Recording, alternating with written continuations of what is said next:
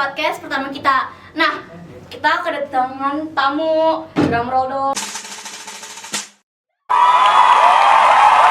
Halo, kenalin. Gua Daud Rizky Alfata. Gua ngambil jurusan DKV di Iptek Tangsel. Ya, segitu aja. Nah, Daud, kan kamu masuk DKV nih. Iya. Apa sih DKV itu sebenarnya? Dikasih visual di mana orang-orang nolep bekerja. Orang-orang nge-lab. Berarti kamu nih menggolongkan diri kamu sebagai orang nge-lab. Iya. Kenapa orang-orang tuh pada bilang anak-anak yang ngambil DKV itu kayak orang nge-lab sih?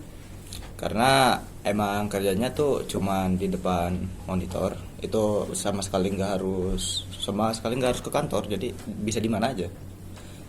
Sebenarnya tergantung nolep apa enggak ya, tergantung orang ya. Bisa sambil kerja di luar gitu.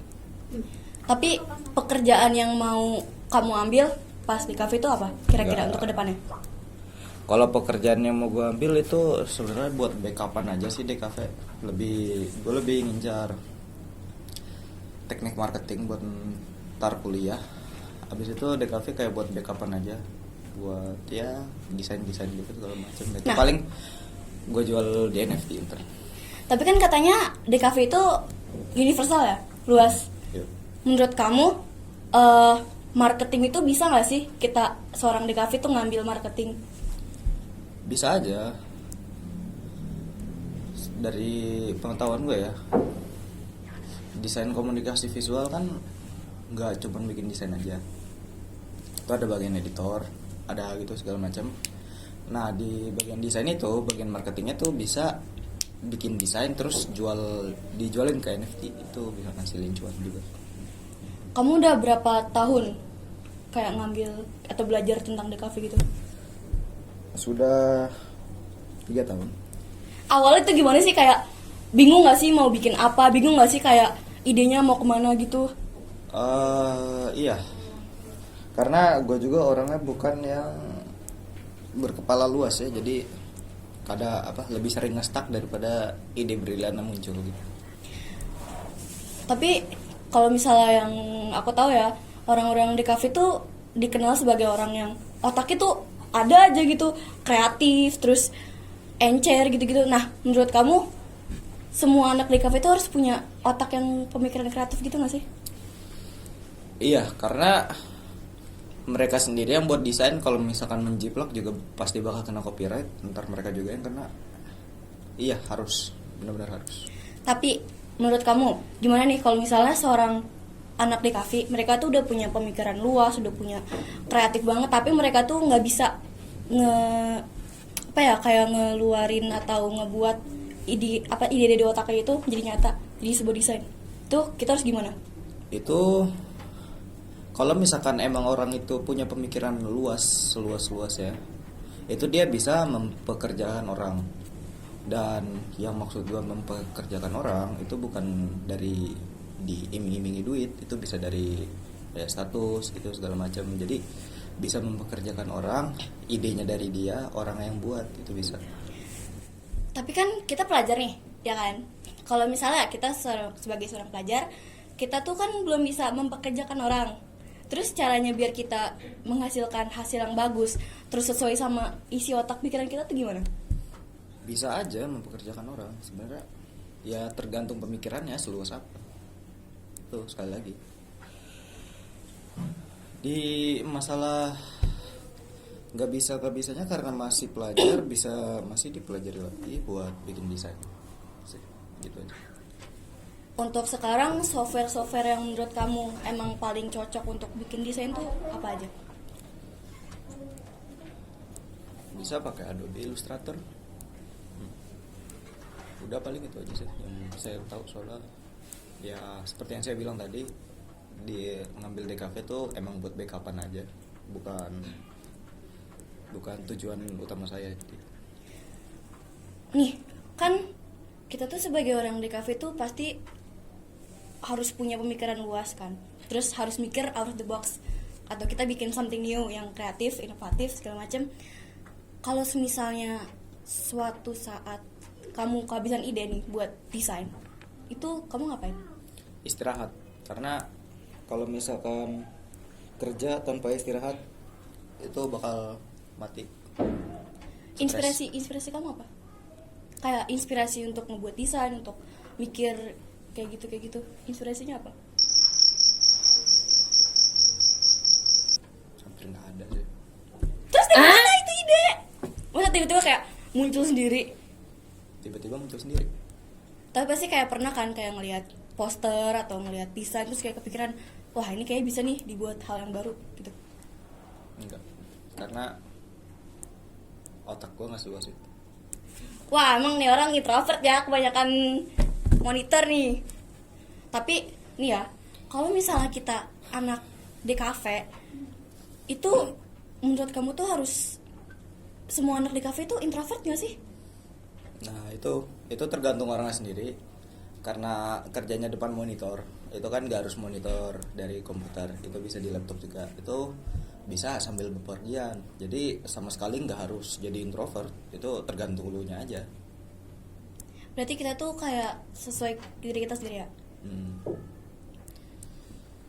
Terus selama kamu mempelajari DKV gitu, ada keluh kesah gitu nggak, kayak aduh stres nih, harus bikin desain, harus mikirin desain, harus bikin konsep, harus ngedit segala macem.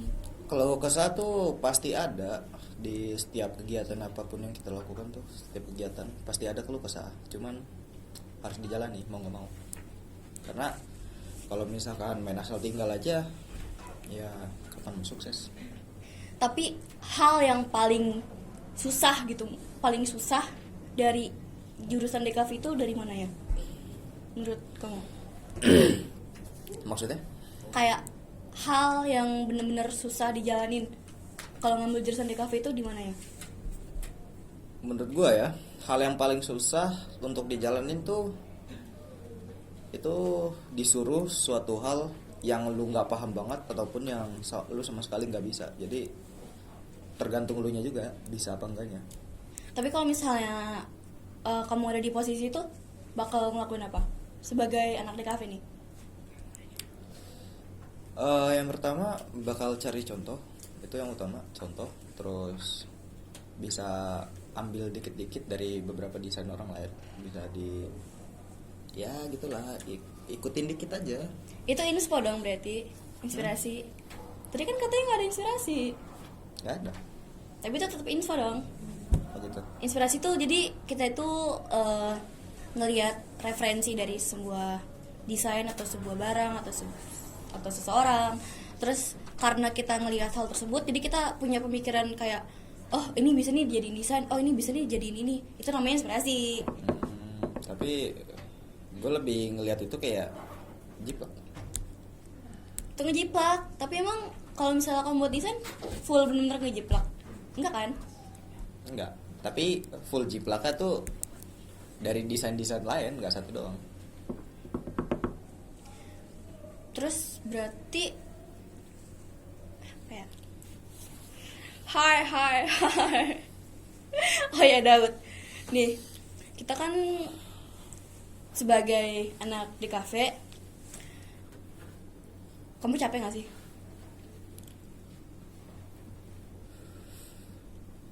Capek. Capeknya tuh dari Di apa? otak. Di otak. Kalau physically, Enggak. mentally, Capek. ya udah out of your mind kan? Kalau emang udah mentally. Capek itu.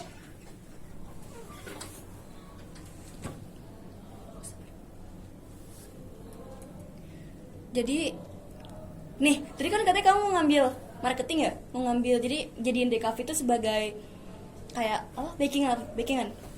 Kenapa kamu mau jadiin DKV backingan? Kenapa nggak main tuh di DKV atau ngambil yang berhubungan dengan desain komunikasi gitu? Karena penghasilan marketing itu yang gue tahu ya, itu bisa berkali-kali lipat lebih gede daripada desain. Jadi ya gue ngincar yang gede aja. Tapi kan tergantung. Kayak misalnya nih, kamu seorang desainer yang udah bener-bener jauh banget. Terus dibandingin sama orang yang cuman promosi marketing, itu kan jauh lebih gede yang ini. Tapi Jadi kalau gimana? misalkan lu bandingin sama orang jago desain sama orang yang paham banget saham itu gedean hasilnya Saham. kan. Nah dari situ teknik marketing tuh bukan berarti lu kirimin kayak sebuah flyer aja, enggak. Kayak lu bisa jualan, bisa invest kayak gitu. Tapi menurut lu tuh komunikasi penting nggak dalam marketing? Penting Dalam DKV?